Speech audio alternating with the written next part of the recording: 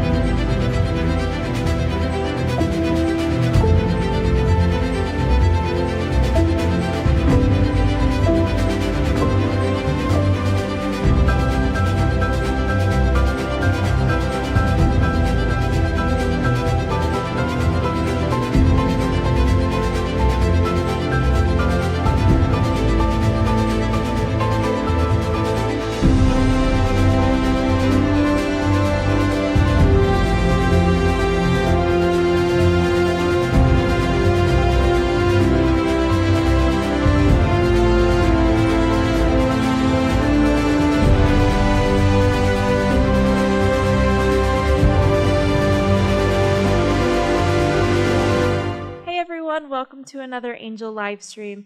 Tonight, I am so excited to highlight one of our more recent Angel Guild releases, Surprised by Oxford.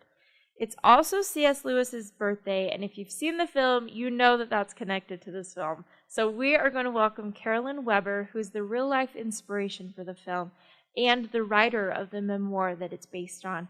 She's going to come talk to us today alongside Ryan Whitaker, who's the director and writer of the film. We'll dive into their process of bringing this memoir to the screen, as well as dive into the impact or inspiration C.S. Lewis had on their work. During this live stream, we are going to have a giveaway. Very exciting. So we're giving away 5 signed copies of Carolyn's memoir. She's going to sign those on the live stream, and we'll announce the giveaway winners at the end. To enter, you just need to leave a comment. Just tell us your favorite scene from the movie, or just tell us why you want to win to be entered to win. Simple enough, and I'm also very excited to hear from you guys. We will also have 5 special edition signed copies that we will have for the Guild members. So if you're an Angel Guild member, 5 special edition signed copies are available in the Guild merch store. So first come, first serve. Good luck. I hope you get one. If you do not, though, if you don't win the giveaway and you're not able to secure that special edition version, we do have copies that you can own today. Just go to angel.com/Oxford Memoir and you can still get a copy. Since it's Black Friday, I also want to announce that our Guild membership is on sale for $129 annually. That's the cheapest it's been monthly ever. And if you're not familiar with the Angel Guild, it's the best way to support films and films like Surprised by Oxford. So you can go to angel.com/Oxford Live to join the Angel Guild today and watch films exclusively in the Guild, just like Surprised by Oxford. So before we bring on Carolyn and Ryan, I want to make sure you have all had a chance to see the trailer for Surprised by Oxford. So enjoy that, and then we will bring on Ryan and Carolyn. I was going to Oxford, England for my postgraduate studies. I landed on the Romantic writers, known for their poetic feeling and longing for the infinite. Do you know where Tyrion College is? No. But you throw a rock round here and you're at a college. The University of Oxford is not one college. It's made up of 38 self-governing colleges and 6 private halls. First time in the UK? What gave it away? The stars in your eyes. Ladies and gentlemen, it is my great pleasure as Vice-Chancellor to admit you as members of the University of Oxford. It is a rare and coveted privilege. So do make the very most of your time here.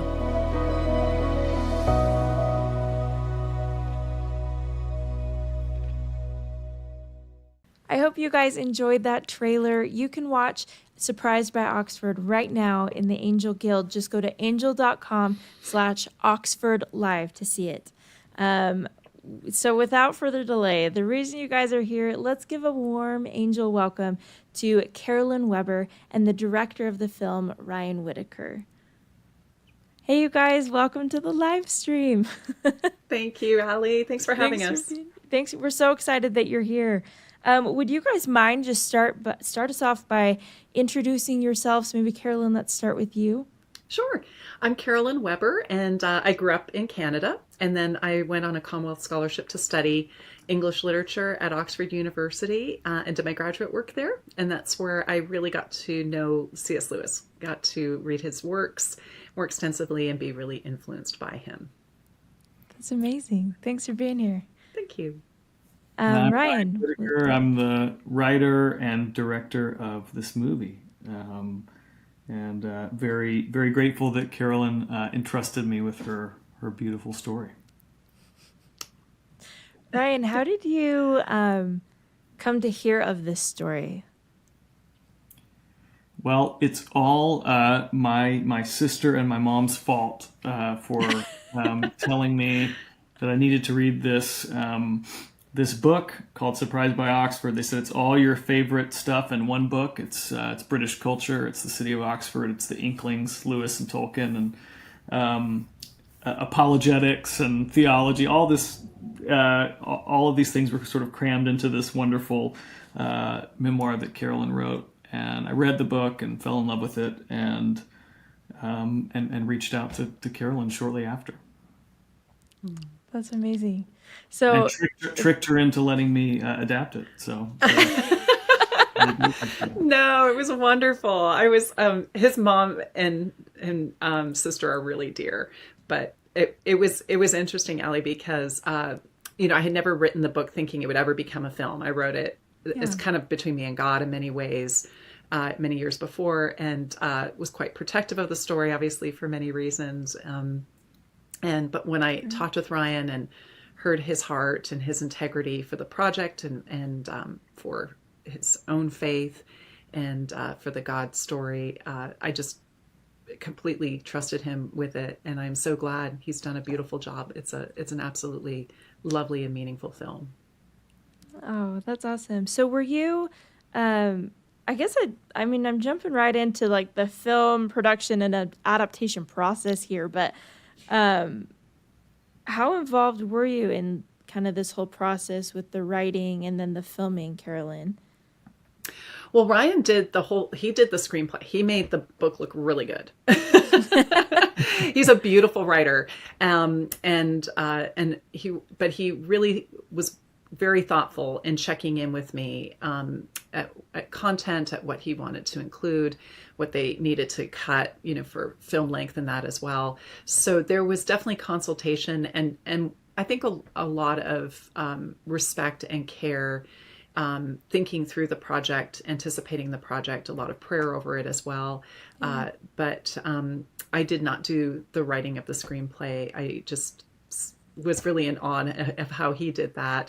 It's a long book. I have a lot of words as an English professor and a mom. Right. So, it was not for the faint of heart, for sure, for anyone to adapt it. But he, as I said before, had so much integrity, and I think the process of selection is tricky, and he navigated that well and was very thoughtful to me in that process, especially because it contained, some very intimate material as well.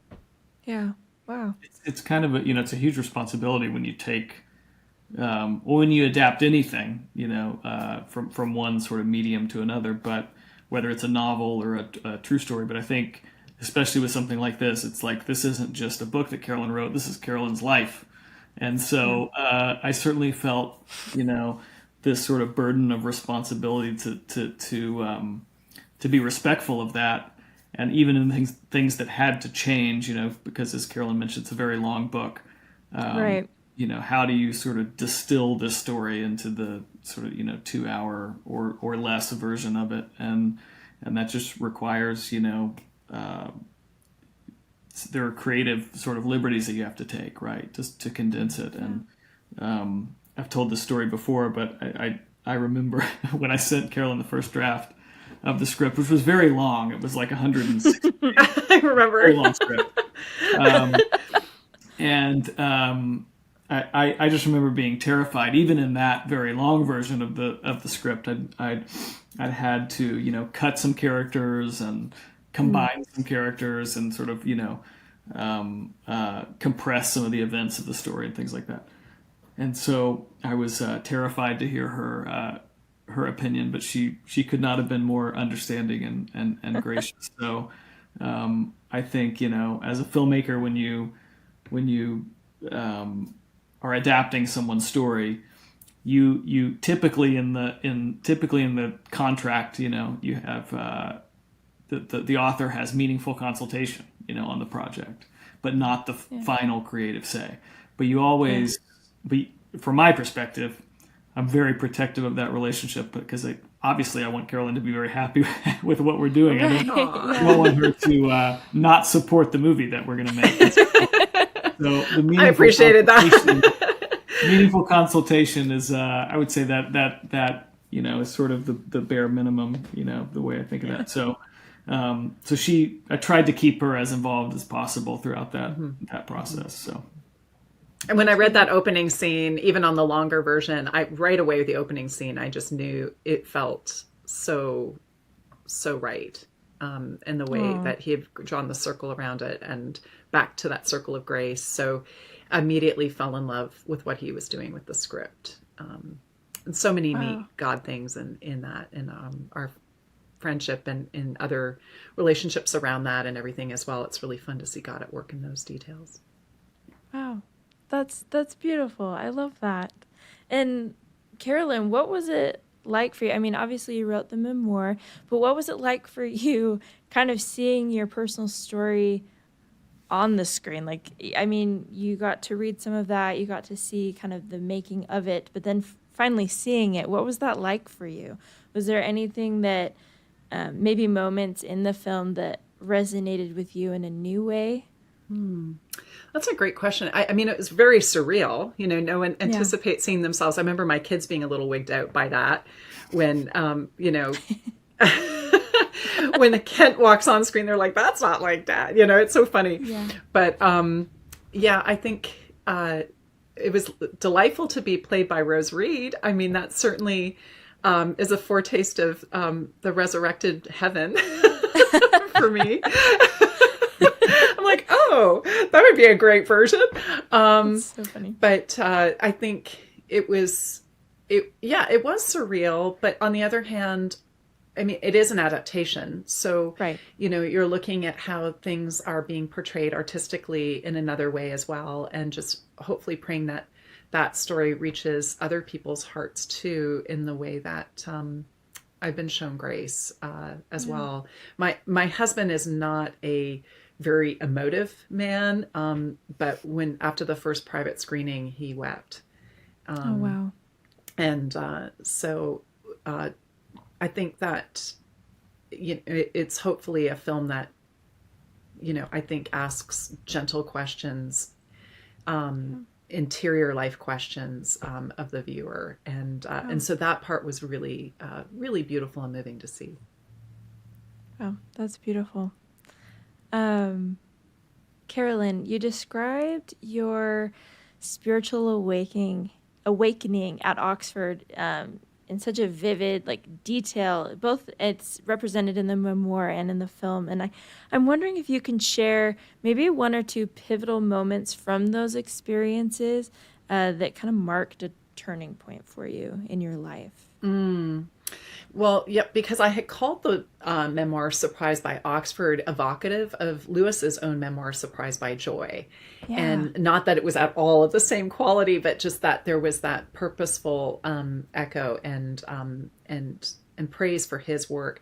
But I had not read that when I arrived. When I arrived at Oxford, I was probably self-admittedly agnostic, not an atheist, because I couldn't disprove God. Right. But very sort of antagonistic academically to any notion of faith. I had come from a broken home, a father who was in and out of our lives. So there was really a sense of I wasn't going to trust, in an eternal father if an earthly one wasn't reliable. So very independent, very self-reliant, very much going to make my own way in the world, very much going to pursue this dream. And God got in the way.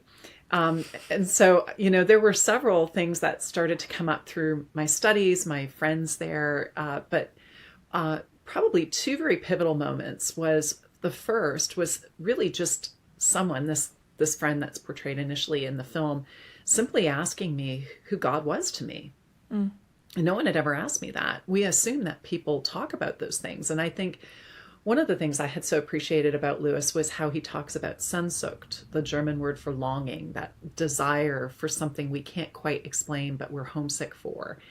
And I really think that's at the heart of every single person. And whether we admit it or not, something taps into it at times or touches upon it. And I was dealing with that longing, but didn't have the words for it, didn't know everything else. Like Augustine says, I was trying to fill it until I found my home in God. That restlessness. And so simply being asked that question, just who is God to you, was a really, I felt like the hummingbird that hit the glass hard. I'd been doing all these other things, working and studies and surviving, but hadn't really thought who God was to me, let alone a personal God. And probably the other thing that was mind-blowing was simply just reading the Bible from cover to cover. Yeah. I'd never done that either. I just read it as a book, and I sat in St. Mary's Church and read it cover to cover, and at first in a clandestine way, and also really to use it as fodder to take down my Christian friends or anybody who was annoying about it. Yeah. I thought I would just use it, to sling mud back at them and say how ridiculous it was. But I had a real conundrum at the end of Genesis, because Genesis made complete and utter sense. It explained human nature. It explained the oldest question in the world, right? Which is the question of wisdom. What's the right application of knowledge? And all these old questions, God asking us, where are you? After we have left him and disobeyed. All these old questions, all these roots that lie too deep for frost, as Tolkien says, was in Genesis. And I got to the end of Genesis and I thought, oh goodness, this is really inconvenient.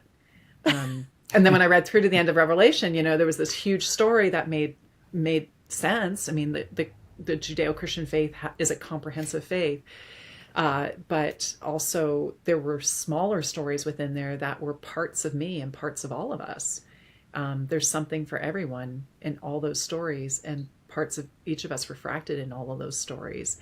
And the culmination of that in Jesus and in what he's come to do for us made such brilliant and beautiful sense, but also was beyond understanding. And you just can't make this stuff up. And so reading the Bible simply as story was incredibly powerful for me. Wow. It's interesting when you said that, Carolyn, when you're talking about going into St. Mary's, I just remembered, one of my, I don't even know if I should say this, one of my great regrets from the production of this movie was we had a scene where Caro goes into St. Mary's, and it is this moment that she's describing, which she would go in, and just sort of sit in the silence of that sanctuary and, pick up one of the Bibles from the pews and read. And we were at St. Mary's shooting up in the tower, which is towards the end of the movie, and had pre-lit the sanctuary for this scene and ran out of time and to shoot it, because they had another event there that evening or something like that. So I'd actually forgotten about that until just now. So you reminded me. There weren't many moments like that where we had to sacrifice something, but indie movie and only so many days to shoot it. Sometimes those things happen, but the tower scene is still beautiful. It is. It's a beautiful view, and it was basically the fact that I was cheap, Allie, that helped, because I didn't want to buy a Bible. And that's why I went across the street to St. Mary's. And I also didn't want to commit to a Bible. Something in that felt really, I wasn't going to commit to purchasing and owning this Bible. So it was really convenient to have. You really were cheap, like the most available book in the world, basically. You could probably get a used copy for, $1. I didn't steal it. I left it there and would walk over every day from Oriole. I wasn't, at least I wasn't, I was kept from that sin, but I did, I think it's wonderful that churches leave their doors open, or at least a side door open. Yeah. And speaking of C.S. Lewis, I mean, that was he preached in that church many times. Yes, absolutely. Oh, wow. Wow. I actually didn't know that. That's really cool. Mm-hmm. Mm-hmm. Wow.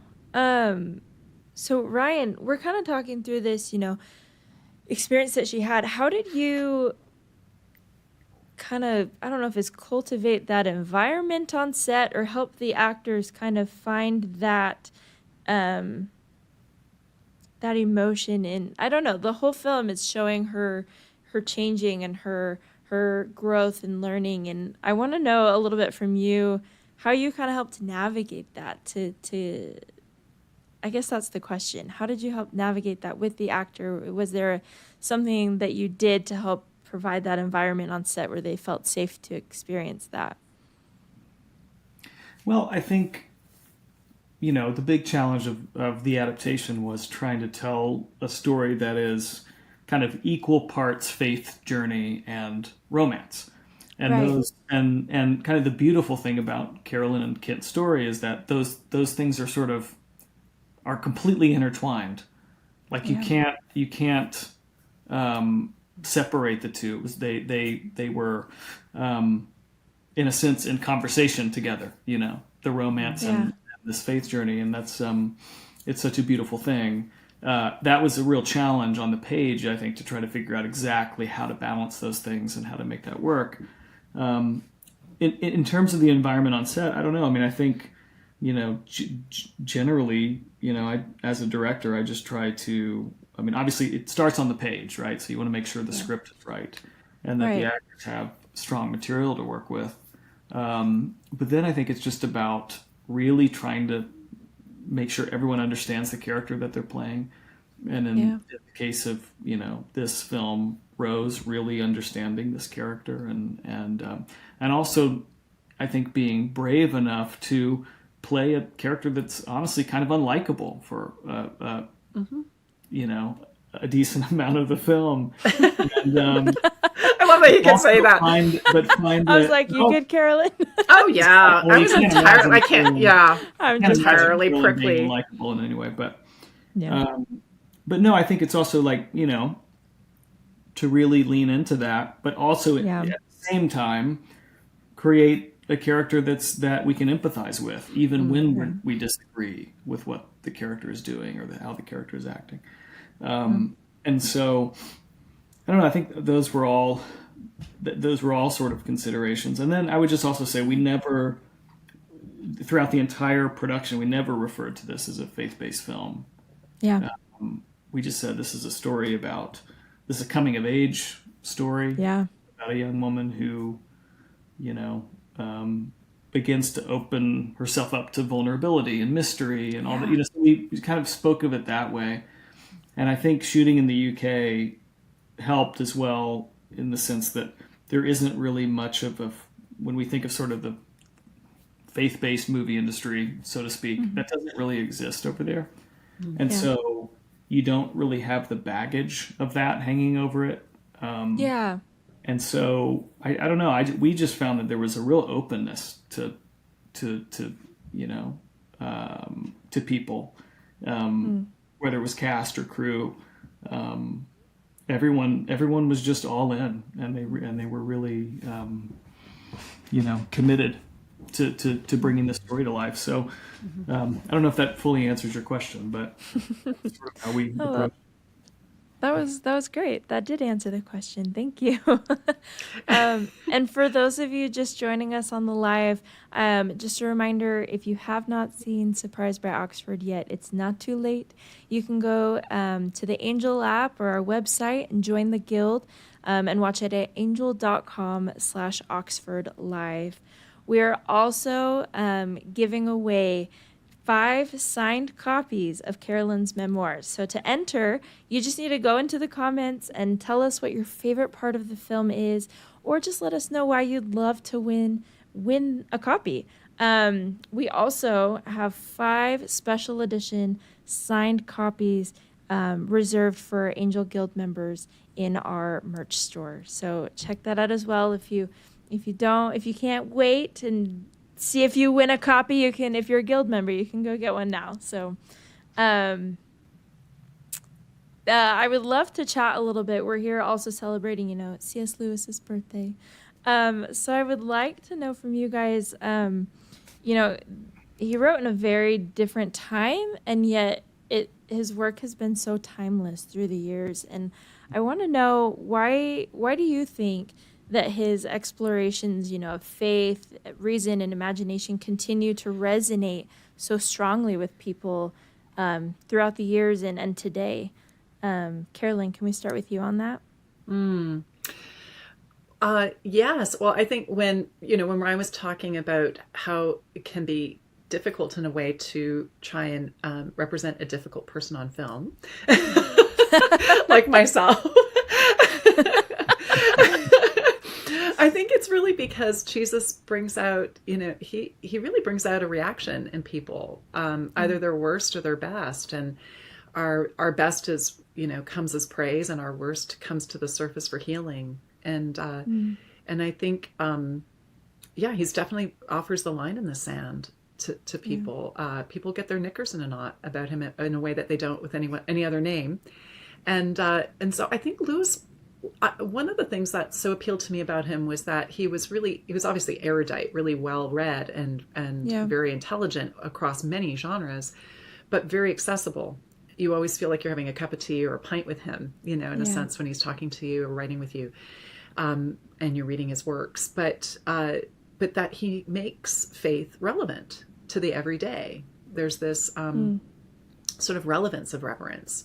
This idea that what is it that we're kicking against? Who is it that we're giving thanks to? What is it really to bear the weight of glory and the responsibility for another human being, to be a brother's keeper or a sister's keeper? These things that have relevance. And I think, when he was writing and giving the BBC lectures, that radio interviews that eventually became the basis for Mere Christianity, which has been so influential and still remains so timely and timeless, is, he's writing at a time of war to people who are war weary. But that's what we always are. I mean, we're in that again, and we're in spiritual warfare as well. And so I think he speaks, he shoots straight, he speaks honestly, he speaks from his own experience, with sort of with a humility as well. And I think that's always relevant to us to think about how faith is relevant to our everyday lives. If there's millions of people in the world, millions and millions, does the Lord hear my prayers? What's the importance of me or my concerns? And he addresses that with really, yes, in a way, Aristotelian notions of time, but he makes it really understandable and relevant to anyone, that God and time are a whole different concept, and we are incredibly beloved and important, and known by him. And as Augustine says again, loved as though we're the only one. So he makes these huge, maybe concepts or theological points really accessible and livable. And so I found him really enduring for those reasons. Yeah. Yeah, that was beautiful. Ryan, did you have anything you wanted to add to that? I don't know that I can add much more there.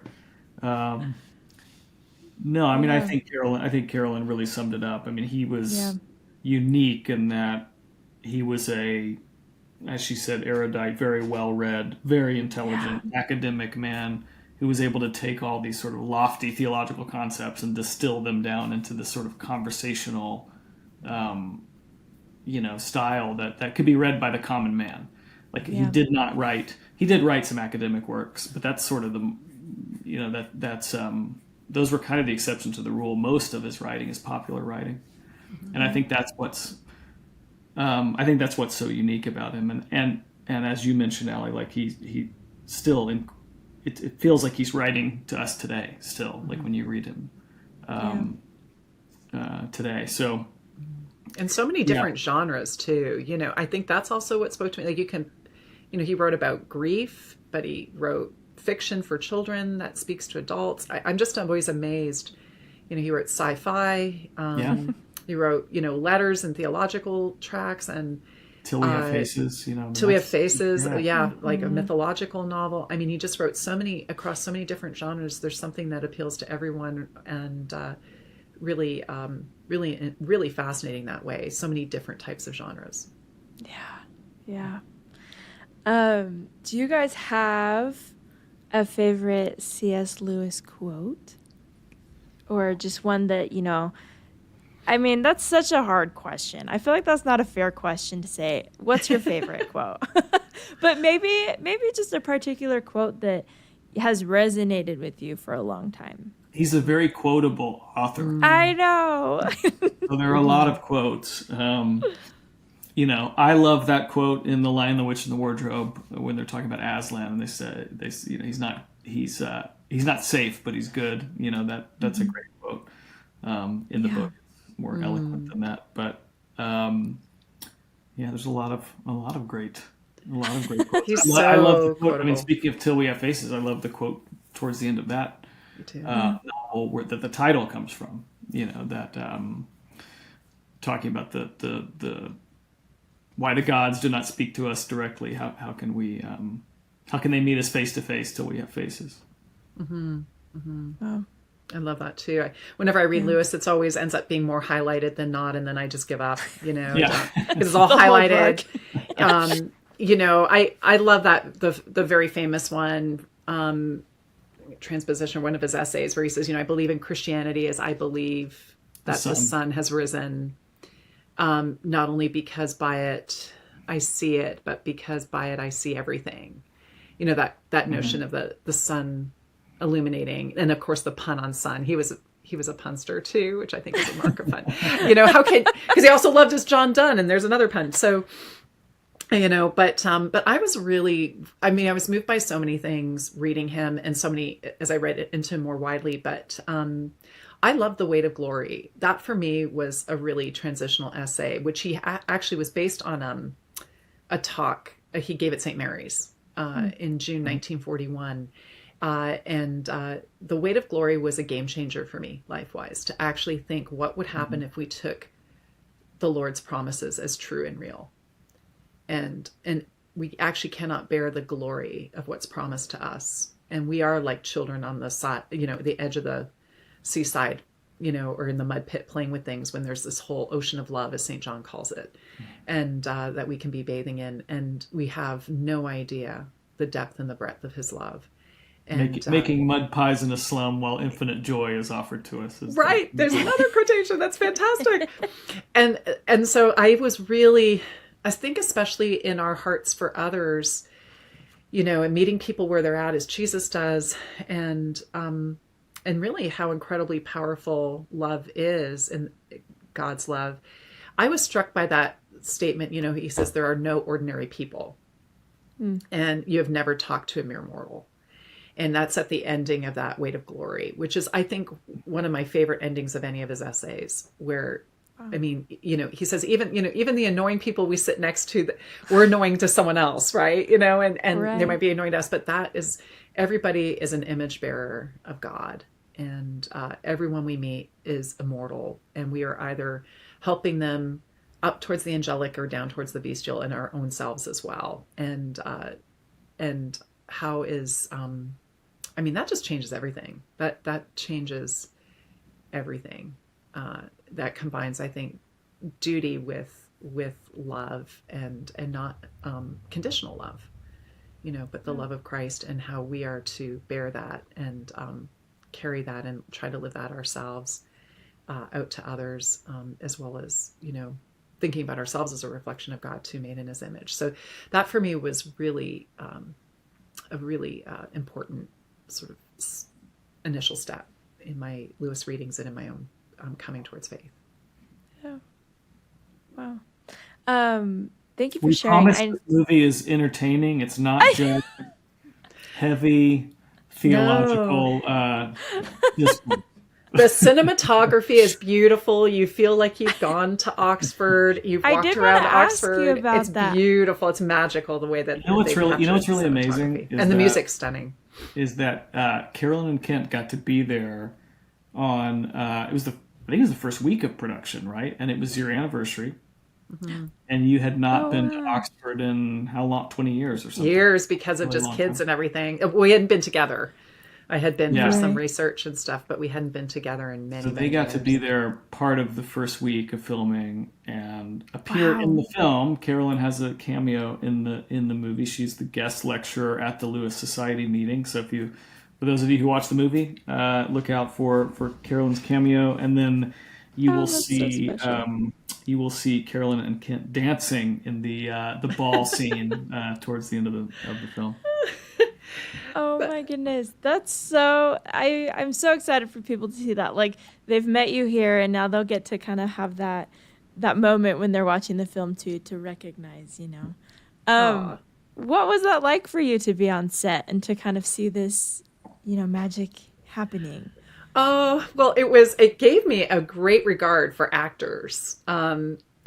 Because, wow, it is exhausting work. It's actually really tiring work. And it was a delight with Phyllis Logan getting to meet her. She's one of my favorite actresses ever. And of course, I'm a Downton Abbey fan. And, being able to be in my knickers with her while we were changing, I just thought, I can't breathe. This is incredible. I'm with my Knickers with Phyllis Logan, and I asked her It's what the was the second hard. time Knickers has been uttered in this conversation. Just noting. It is a line in the sand, but it was she was so lovely, so down to earth. You know, I was having trouble forming words because I was so excited around her, and She's I asked so her what was warm, one of the most difficult parts of her job, and she said it was, you know, standing on your feet, right, for so long. And I really sensed that because it was just a short scene, and how much work goes into it. It really also increased my respect and admiration for cameramen as well, camera women, you know, doing this work. It's really thoughtful and mathematical and spatial and complicated. But it was Ryan's idea to do the Easter egg of the cameo, which I thought was really lovely and sweet of him. It was actually, what was neat, Allie, it was the same room in the same building. And really the same lines that had affected me so many years prior when I went to my very first C.S. Lewis meeting. Wow. As an unbeliever and a skeptic and uncertain what I was going to meet that I describe in the book. And so that was absolutely a beautiful circle of grace. And it was on our anniversary. Oh my goodness. Yeah. You know, 20 some odd years later. So, Well, and we should say, while we're talking Lewis specifically, sort of Lewis Easter eggs in this movie, for one thing, I was going to mention St. Mary's Church. Yeah. There's this sort of, I don't know how true this is, but there's this,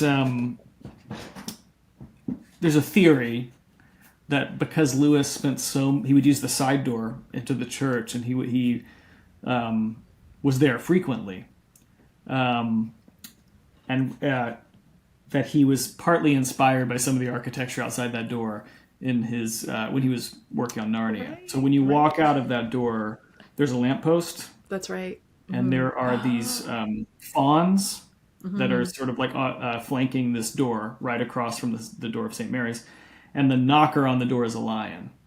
And so right outside that door, you've got fawns, a lion, and a lamppost. And that actually appears in the film. If you look for it right before it goes into Christmas time and the Christmas dinner, there's a shot of that door, snow fluttering down, and I think that you see a shot of the lamppost as well. But so that's a little Easter egg. And then so if you read Carolyn's book, she talks about going to Oriel College. There are many colleges in the city of Oxford. That Oriel is one of them. The original plan was to shoot as much of the college scenes as possible at Oriel. Things got a little complicated because we originally were going to shoot in between term times, which makes a lot of sense for production. Yes. Our financing wasn't quite together. We had to push into the fall, so everything became more complicated. The entire production became more complicated because all of a sudden we're shooting in the city of Oxford while classes are in session, overrun with students, you know, and so we realized that we were going to have to sort of piece together these college scenes from different places that we got access to. And so we made the creative decision to create a fictional college in the film and call it Tyrion College. And Tyrion, for you C.S. Lewis nerds out there, King Tyrion is the last king of Narnia in The Last Battle, the final Narnia book. So that was another Lewis Easter egg in the film, and it was really fun because we got to create a Tyrion crest, and we had the Tyrion scarf. In the film, Kent wears the Tyrion scarf, which I have on my shelf somewhere back here. That's so cool, though. Yeah, it was kind of fun, and even the scarf has like a lion. It has all these sort of Narnia, references. So it's fun. It's neat. Wow, thank you for sharing that. I think it's really cool to learn about. I mean, obviously we see the film and it's beautiful and we love it, but like hearing those little like nuggets from you guys about the very intentional things that people might not recognize right off the bat, like that's really special. So thank you for sharing that with us. Of course, that stuff's so fun. It was a lot of fun. Yeah. Yeah. If you guys online have not seen this movie yet, you need to. And now you have Easter eggs to look out for. You can watch it now at angel.com/Oxford Live, So right after this live stream, go log in, angel.com Oxford Live, and watch it. And then come back in the comments and tell us what you noticed. Tell us your favorite parts. We'd love to hear about that. This is also just a quick reminder. We are doing a giveaway during this live stream. So we're giving away 5 signed copies of Carolyn's memoir. So to enter, just leave a comment with your favorite scene from the movie, or you can just tell us why you'd like to win, and you will be entered to win. We are also doing 5 special edition copies that will be signed. We're actually going to have Carolyn sign those in just a moment here. So if you're an Angel Guild member, that special edition is available to you in the Guild merch store. If you are just anxious to get your hands on a copy of the memoir, or you don't win the giveaway, you can buy one right now at angel.com/Oxford Memoir. So check that out. Carolyn, do you mind signing these while we're on together? No, it's lovely. It's a delight. I'm really grateful to do that, and I pray that anyone who reads it is blessed by the pages. So I'm so excited for people to get this and to be able to read it. And I think it's special too, like, if you guys at home have seen the film but haven't read the memoir it's about, I think it's really cool when you can go in and kind of have both sides, both kind of see where it came from. So I'm excited for you guys. And I can't wait to read it. Oh, good. Well, it is one of the few books I will say that I would watch the film too. Yeah, good. Because I'm always a snob about books, and I say read the book first to my students. But this one, I'm like, the film isn't. It's pretty good. Hey, that's good. That's good. I think it's pretty good. Pretty good adaptation. So lovely done. But a lot more detail in the book. So for people wanting more of the story, there's a lot more. Right. But you do feel really with the film like you've been transported to England, to Oxford. It really does. You do feel like you've had this sort of mini magical Narnian trip there. So yeah. Well, I know, Ryan, in our last live stream together, we were talking about, you really wanted to show off Oxford. It was very intentional, showing how beautiful it is. I'd love to hear, I kind of want to talk again about like what inspired that. And then I'd also love to hear from you, Carolyn, how you felt like, do you feel like it captured it from someone that, this was your story? Do you feel like that it was represented as beautifully as, you believe it is when you were there? I just want to pick your brains on that. So Ryan, can you, for those that weren't on the live stream, and no pressure, sorry, maybe that's scary. Ryan, no.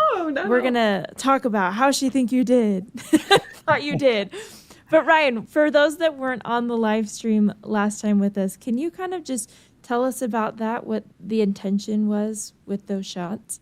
Well, I think for me, setting is always really important. And I think I'm influenced a lot by setting. I think I'm working on a project right now that's a Western. And so it's like I've been out to the location where the story takes place. I'm just trying to sort of soak it in like that. It's a huge part of the process for me. And I think certainly, one of the things that drew me to this story is that it is set in Oxford. Right. If it were, surprised by Detroit, I'm not sure we would be here right now. But no offense. I bet you could make it beautiful, Ryan. But yes. But obviously part of what's romantic about the story is the setting. Yeah. And the city of Oxford is a very unique and special place. And I had been there, but really just as a tourist, and I think maybe for like half a day or something, like I'd kind of passed through. And so as soon as I'd begun even before I began writing, the first thing I did was I took my family over and we just spent a few weeks there. And the whole intention of the trip was just to immerse ourselves, in the culture there and really get to know the city. I didn't do a lot of writing on that trip. It was really just about being there, and kind of soaking it up. And it was great because I came home with, Oxford's not a very big place. Mm-hmm. You can walk the city easily in a day, you know. And so literally getting to know the city. You know, I came home with this sort of mental map that I didn't have before. So when I was writing, I was able to write in specific locations for scenes. Like, oh, it'd be interesting if this conversation took place on this street, or, you know. So that was a big advantage of that. But from the beginning, we said we wanted this to be a cinematic love letter to the city of Oxford. So it was really important to try to capture the city. And also, you know, Carolyn is seeing the character in the film. It is coming into this, or is embarking on this adventure through these sort of rose-colored glasses that she has. No pun intended with Rose Reed, but she does have a very romantic view of this city. And so, you know, I've heard people say this is a very romantic version of Oxford. Well, yeah, of course, because this is how she sees it. And it isn't until later in the film, when kind of things start to fall apart, that things get a little darker.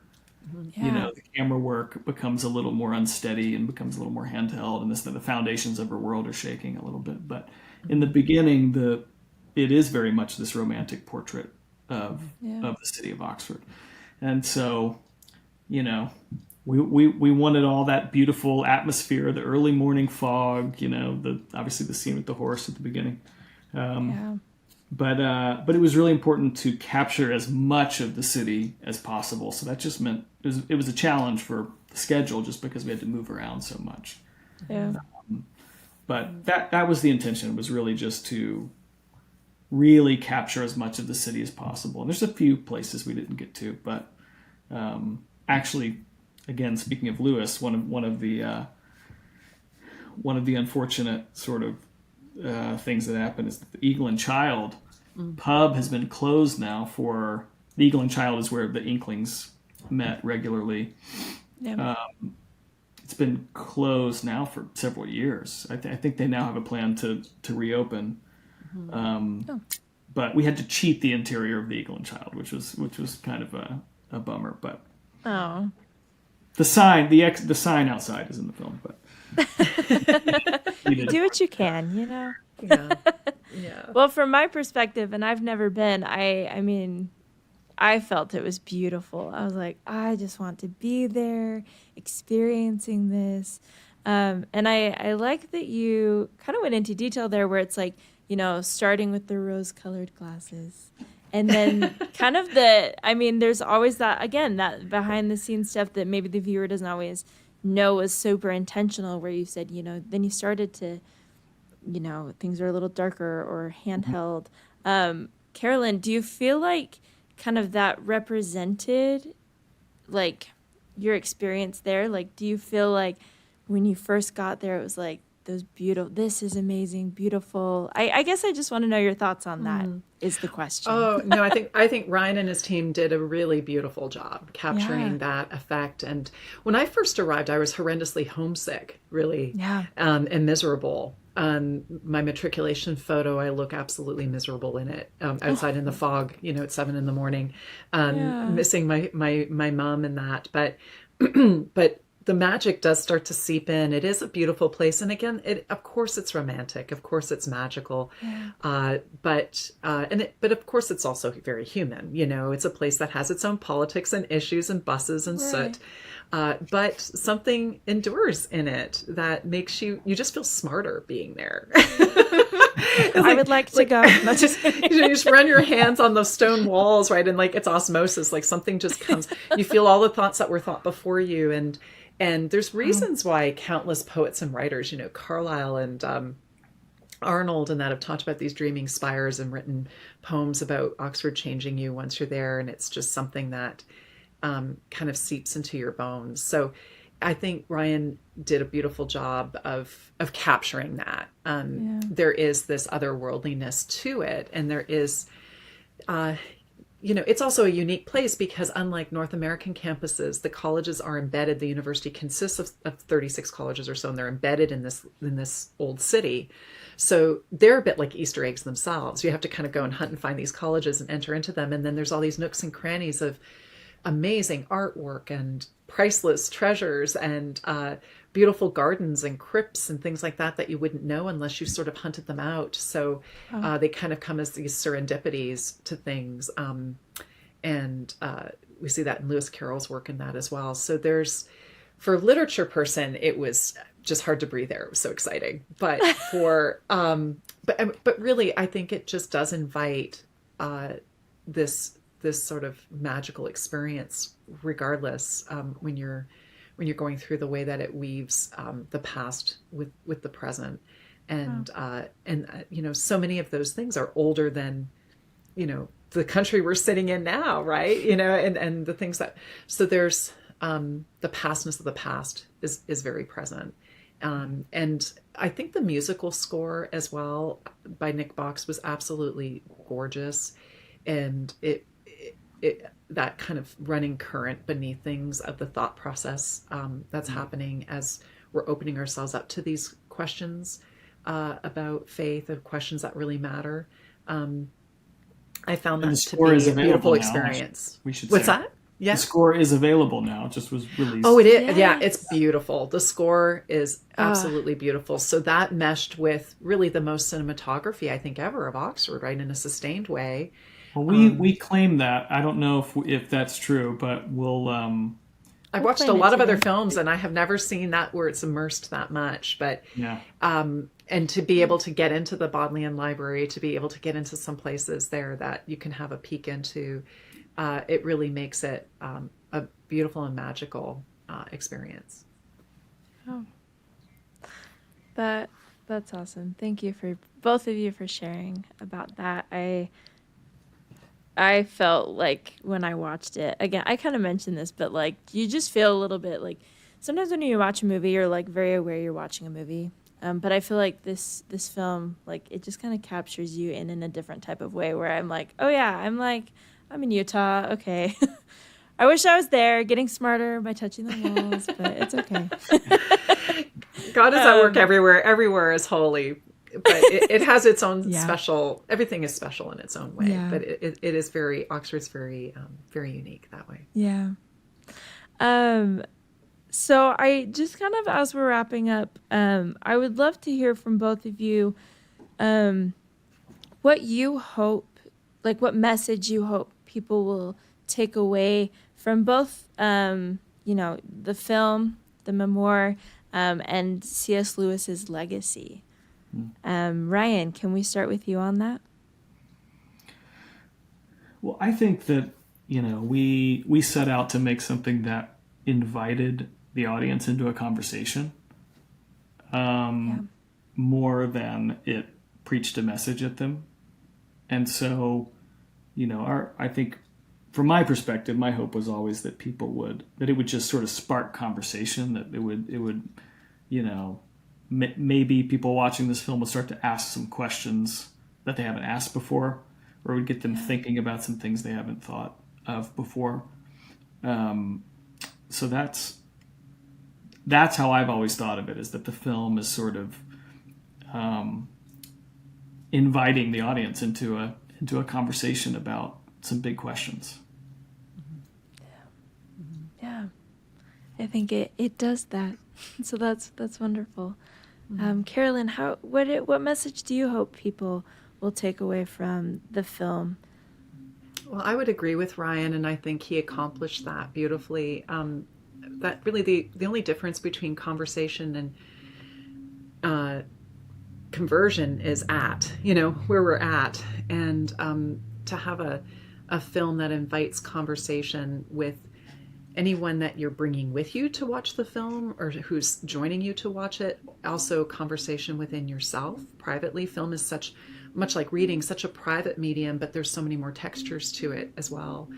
To ask the questions that really matter, to not have it in a heavy-handed way and a judgmental way, to be invitational, like the Lord is invitational, whether we are casting our nets or mending them, and called to follow him, to think about who he is and what he's offering. In in a really invitational way. So I think that the film does a lovely job of that, and that was really the world I was seeking when I wrote the memoir too, was one foot, in both worlds, right? And because that's my own world as well, and where I was coming from when I was writing it, and the city of God and the city of man, and what are the differences, and which one do we want to hold the passport for? Because they both are called to live in peace, but they have very different ends, and very different ways of being and living. And so to just, I think, have a film that can be fun and funny and engaging and witty. Ryan's dialogue is absolutely witty, far wittier than I, but also to be profound, to be really transformative. When the credits roll, is a hard target to hit, and I think Ryan and his team hit it most beautifully. Well, speaking of, you mentioned the city of God, which will hopefully make a lot of people think of Augustine. And we should mention that Carolyn wrote a sequel to Surprised by Oxford with an amazing title. What is the title? Let's hear it. Oh, no. Okay, I am literally just a mama of four and an English teacher, and I never imagined having profanity in one book for artistic reasons and another book with the word sex in the title. But it is called Sex in the City of God. Okay. So, because IVP, we were trying to look at like the city of God as really relevant to us. As I was talking about with Lewis before. Sex in the City meets Augustine. You will not find that anywhere else other than in Carolyn's sequel to Surprised by Oxford. So. Well, the truth is in paradox, right? Yeah. I love that. Well, thank you both so much for joining me tonight and for sharing things from your heart and telling us, even the Easter eggs, just kind of sharing all of those things with us. I do want to prove to our giveaway winners that you did, in fact, sign them while we were sitting here. I did. Can you show them? Can you show them one of them? I did. I signed. They arrived just in time, and I did sign all of them, and they're right here. That's so. And I will keep them away from my children and my dog, and anything that smells of pond or woods or mud. But they are loved by me and sent out with prayers and blessings. So thank you. Oh, that's so sweet. For that opportunity. Thank you very much. Well, and thank you for being willing to do that for us. Of course. My pleasure, my honor. Yeah, you're so sweet. We're going to go ahead and announce our 5 winners really quick. So for those of you that entered to win by putting in the comments what your favorite scene from the film is or why you were hoping to win today, now's the time. So we're just going to drum roll it, and then we're going to put your handles up on the screen, your names on the screen. And then once we announce that, our team will reach out to you after this live stream to make sure that you get your copy. So drum roll. I don't know if they can put one of those in post, but we're going to pretend. Should we do drum it? Roll. I know. I'm like, should we tap? Ready, go. And fa-chow. Okay, and there are our winners. Congratulations, everyone. We are so excited for you. For those of you that did not win, you can get your copy now at angel.com/Oxford Memoir. Thank you all for leaving your comments. We are so excited to dive in later and read those. And we're so grateful for you for being willing to share that with us. Thank you again, you two, for joining me today. It was such a treat. Thank you. Thank you, And Natalie. thanks for celebrating C.S. Lewis's birthday with me. Happy birthday. How Happy fun. birthday, Clive. Here's an imaginary pint, right? And the eagle and Yes. child. The restored eagle and child. That's a good image, too. Yes. Thank you. All right. For those of you at home, if you have not seen the film, please do so. It's beautiful. It's fun. It'll get you laughing and thinking. You can see it at angel.com/Oxford Live. We hope you enjoy, and we will be letting you know when our next live stream is going to be on all of our social media, so keep an eye out there. Carolyn, Ryan, thanks again so much for being here. It was such a treat to get to know you. Thank you. Have a really good night. Thank you. You too. God bless you. Thank you all so much for joining us in this special birthday celebration for C.S. Lewis and diving deep into conversation with Carolyn and Ryan. It was such a treat to have you here. Don't forget to check out Surprised by Oxford, both the film and the novel. They're both great, and continue exploring the works of Carolyn Weber and C.S. Lewis. Again, if you have not seen the film yet, you can do so now by joining the Angel Guild at angel.com/Oxford Live. Again, that's angel.com/Oxford Live to be able to see the movie we just spent our beautiful hour together talking about. I'm gonna go watch it again. It's so good, and I love that I now have the Easter eggs to look out for. So come back and tell me in the comments what you catch, and let's talk about it.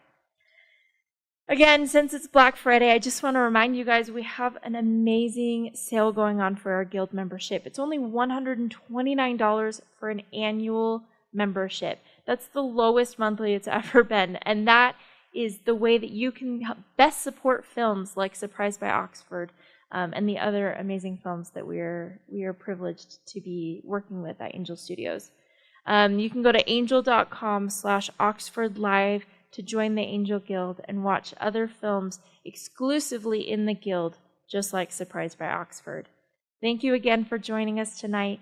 Keep an eye out on our social media channels for our next live stream. Happy holidays and have a wonderful night, everyone. I was going to Oxford, England for my postgraduate studies. I landed on the Romantic writers, known for their poetic feeling and longing for the infinite. Do you know where Tyrian College is? No. But you throw a rock round here and you're at a college. The University of Oxford is not one college. It's made up of 38 self-governing colleges and 6 private halls. First time in the UK? What gave it away? The stars in your eyes. Ladies and gentlemen, it is my great pleasure as Vice-Chancellor to admit you as members of the University of Oxford. It is a rare and coveted privilege. So do make the very most of your time here.